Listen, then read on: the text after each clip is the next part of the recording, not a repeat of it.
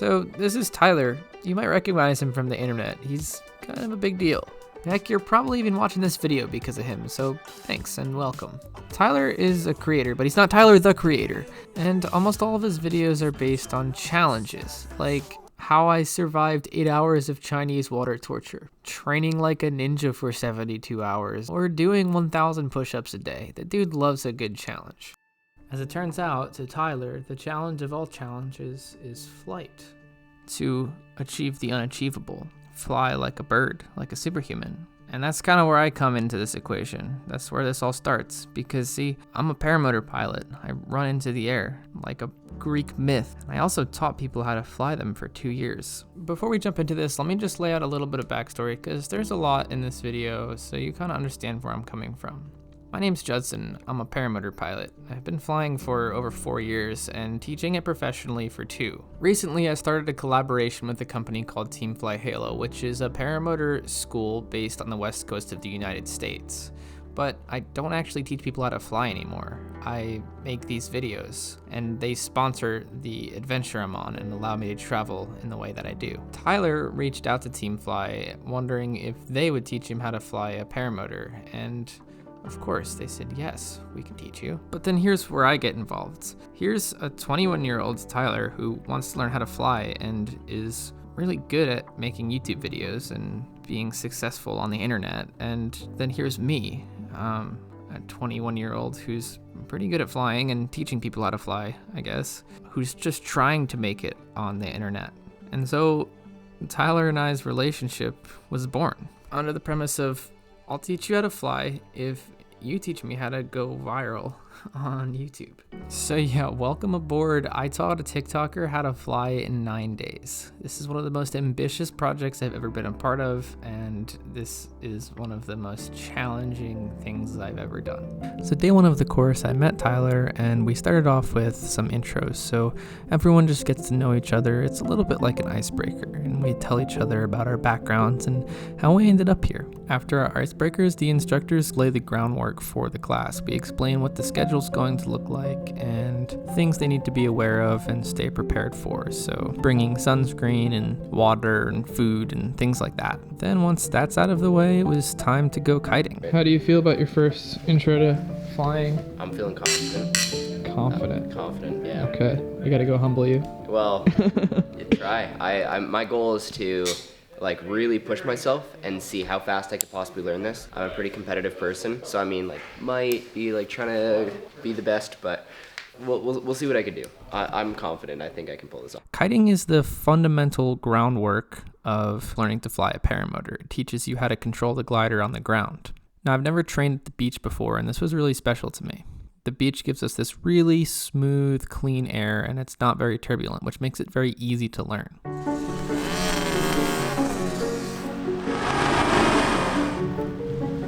We start to introduce the students to kiting by doing an instructor demo. This is Boyd inflating a glider in front of the students for the first time. I could tell that as soon as Tyler saw this, he was a little bit more apprehensive. How do you feel? I'm confident. I'll get it first try. Watch me. Then after getting them clipped in, it was time to start learning to kite.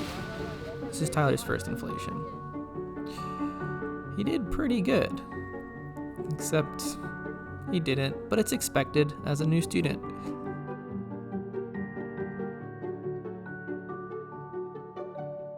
As the winds picked up, I was able to get Tyler reverse kiting, and he really started to gain a little bit of connection with the glider here. Then back to some more forward kiting, where it was kind of hectic.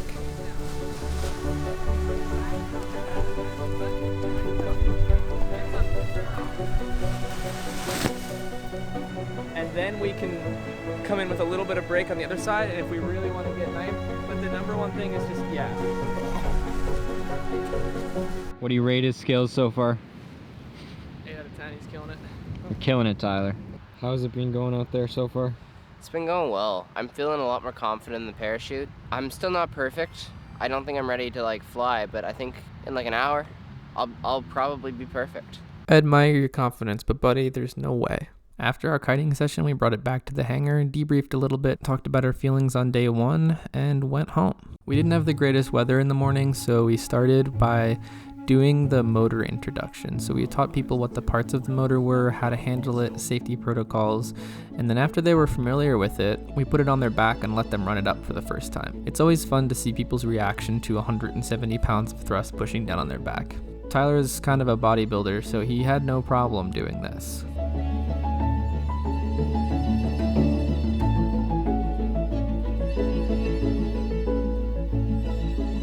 After motor familiarization, we worked into motor simulator. This is where we put the students in a harness and we walk them through a flight. We start introducing a lot of the terminology we'll use in the air and really kind of paint the picture in their head of how their first few flights are going to look. It's a really great opportunity as instructors to see how our students are going to react and fix any technique problems they're having on the ground. Then, more kiting. Always more kiting. It's so important. When a student can kite well, they'll fly well. So we spend a lot of the time during this course kiting.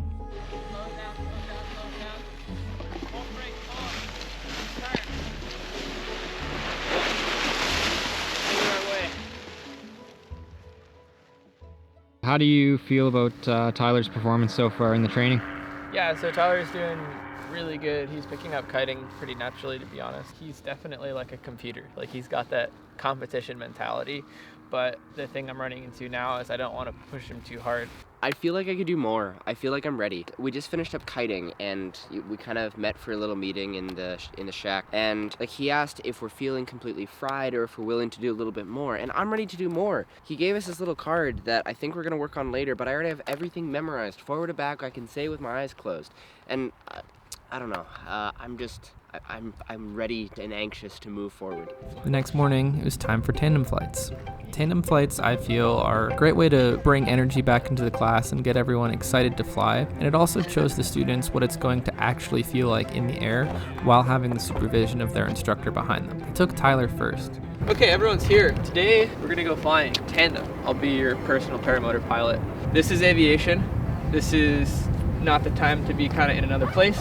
We're actually flying today. This is a foot launch tandem. This is a foot launch paramotor. There's obviously no wheels. You and I will be connected via this thing, which is known as a spreader bar. Boyd's gonna help you get into there. And once we're kind of connected, we have to move as a unit. So that's a challenging thing. Whenever we take steps, we're gonna say what we do first. On launch, clip into the glider, you'll be there. On the count of 3, we'll go, and then when we land, when we turn around to face the glider to set it down, it's gonna be like, hey, we're turning right, and we go as a team, because if we're uncoordinated, this whole thing's not gonna work.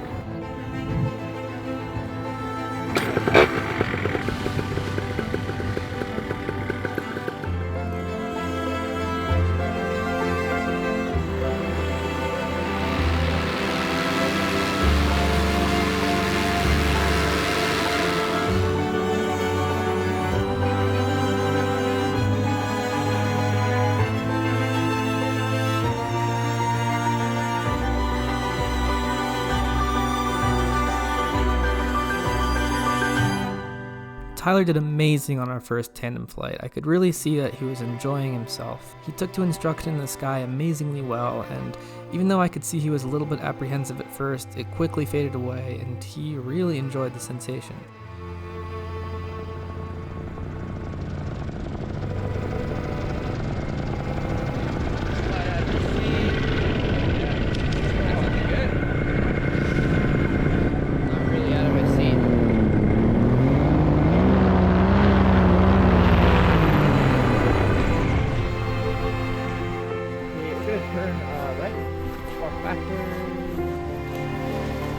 Nice.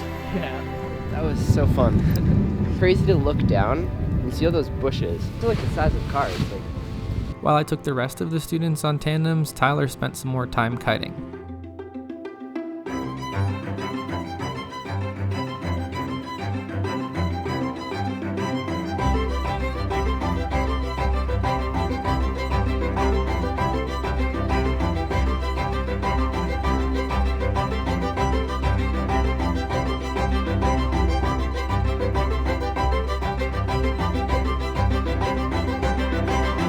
By the end of this day, I was feeling really good in Tyler's skills. He could control the wing with relative confidence in forward and reverse kiting, and honestly, I felt he was ready for his first flight. So first flight is kind of the most stressful and exciting part as a student and an instructor, because we're going to combine all of the skills we learned in the past few days and use them together: kiting, motor handling, in-flight from the tandem, and landing. It's important to me to make sure that I'm on the same exact page as my students, so we brief the flight thoroughly beforehand, understanding exactly where we're going to go, how many laps around the pattern we're going to make, what the landing approach is going to look like, things we need to look out for, hand signals in case there's a radio failure, and just making sure that mentally they're prepared. With all of that out of the way, it was time for Tyler's first flight.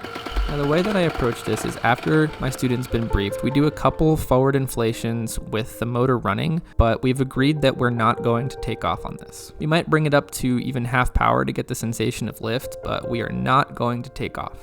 After Tyler demonstrated that he could do this successfully a few times, I told him that we're going to do the exact same thing on the next run, but if everything's looking perfect, we have the option to fly, which kind of takes a little bit of pressure off of the student. We're doing the exact same thing, but if it's perfect, we go. It took Tyler a couple tries, but on the third one,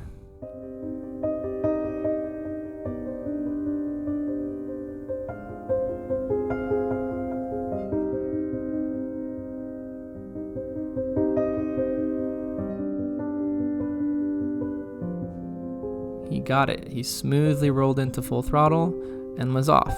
Now, I gotta say, the rush of sending somebody up on their first flight for the first time never gets old, and I really missed this from my days training paramotor. It gets my heart pumping, and I honestly feel super alive. It's an incredible responsibility to sort of have somebody's life in your hands, but it also feels amazing to have built that trust and connection with a student and help them through this process. I understand that the first flight is usually super overwhelming, so I really try to keep it low stress. Once they're up in the air and at a good altitude and in the seat, I just say, hey, relax, you're doing great. You're fine. Enjoy this. You worked hard for this. Tyler completed a few laps around the pattern, showed me that he could turn well, control the throttle, and it was time to bring him in for a landing. Now, landing on the beach is a little bit tough because it's shorter and you have to be pretty low over the dunes to make sure you don't end up in the ocean. It took Tyler 2 times to get the approach just right, but on the final one it looked great, so I asked him to bring the engine all the way down to idle, kill it, and could be worse. I really like training on the beach because it's super forgiving in an event like this when you fall down. Exactly where I wanted the whole time. Okay, awesome. Yeah. You want to go again? Yeah, I'm down. Okay, sweet. With the first flight out of the way, the only goal now was repetition. Repetition legitimizes. While you're with an instructor, I believe that the goal is to get as many launch and landings as possible. Flying a paramotor in the air is relatively straightforward, and when you're on your own, you have plenty of time to work out everything by yourself. But the really challenging things is the launch and landing, and that's where I can help a student grow. So it was my goal to get Tyler as many launch and landings as possible in the time we had left. We spent the next 3 days doing this. Tyler really struggled with landings. I don't know why. We had perfect conditions, but he just kept trying to stop instead of continuing to run forward after he touched down. On the second to last day, Tyler really dialed everything in. He started flying a different, slightly more advanced wing that was a little bit faster and was sticking his landings left and right, doing touch and goes, and racked up a total of 35 flights. Now for me, the ultimate you've done it as an instructor is to trust my student enough that I can just give them the gear and say, hey, let's go fly. Have them lay out their glider, clip in, start their engine, take off, and fly away on their own. And I can go chase them on my own gear. And on the final day, that's exactly what we did.